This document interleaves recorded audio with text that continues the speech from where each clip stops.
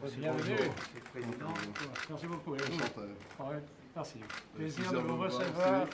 Merci. S'il vous plaît. Encore une fois, officiellement, c'est un grand plaisir, Monsieur le Premier ministre. Plutôt. Bienvenue à Pour le Bruxelles. souvenir aussi. Bonjour. Et c'est ma spécialité aussi, le franc industriel. Donc, Et vous connaissez l'Europe bien, hein? C'est l'ambassadeur. Merci beaucoup.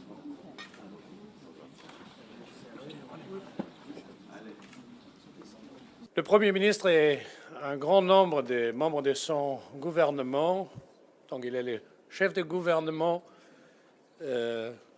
rend pour la première fois visite à Bruxelles aux institutions européennes et commence par le Parlement européen. Permettez-moi de dire c'est raisonnable parce que vous avez reconnu de la Tunisie la vraie force ici à Bruxelles, la force démocratique, force directement élue des peuples européens.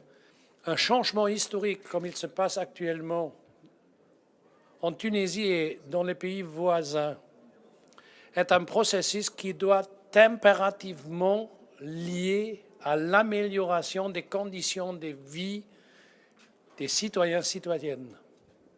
Si la démocratie est en même temps une amélioration du cadre social, de l'emploi, des salaires, de la sécurité sociale, de bien-être et d'une future pour les enfants, les gens reconnaissent que la démocratie est le modèle qu'ils veulent.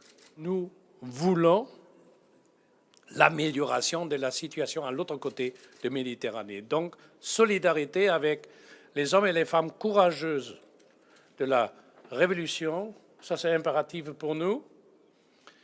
Mais les mots ne suffisent pas. Il faut que suivent des actions. Donc, le Parlement européen est à 100% aux côtés de ceux qui veulent que les grandes promesses de solidarité et de soutien sont aussi tenues. comment réussir une révolution, surtout dans sa dimension politique, pour ancrer, pour édifier un État de droit, un État démocratique, pluriel, qui respecte les libertés, qui encourage de plus en plus les acquis, surtout de la société tunisienne, qui est la femme, les droits de l'homme, l'ouverture économique, mais aussi qui répond aux défis majeurs d'allier le succès politique au succès économique et social. Faites-en que cette Tunisie nouvelle se présente aussi comme un partenaire de cette Europe, même s'il est en crise. Elle pourrait toujours appuyer ce modèle parce qu'on a besoin de ce modèle pour édifier une paix et un progrès. Alors l'Europe doit surtout aider par la compréhension. Nous avons, comme jamais avant, disponible des informations, mais la plupart des gens ne savent pas qu'est-ce qui se passe réellement. Donc, apprendre. Par exemple, un parti du Premier ministre qui est aperçu en Europe comme un parti islamique, ça veut dire quoi? Est-ce que c'est un développement qui met en cause nos valeurs européennes? Est-ce que c'est quand même possible?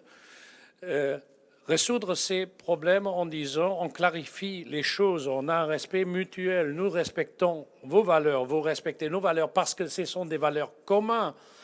C'est pas rien, c'est important pour garantir que la crainte est réduite. La crainte, c'est un blocage pour le tourisme.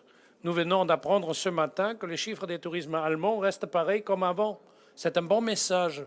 Les fonds de M. Ben Ali appartiennent au peuple tunisien et il faut le redonner le plus vite que possible.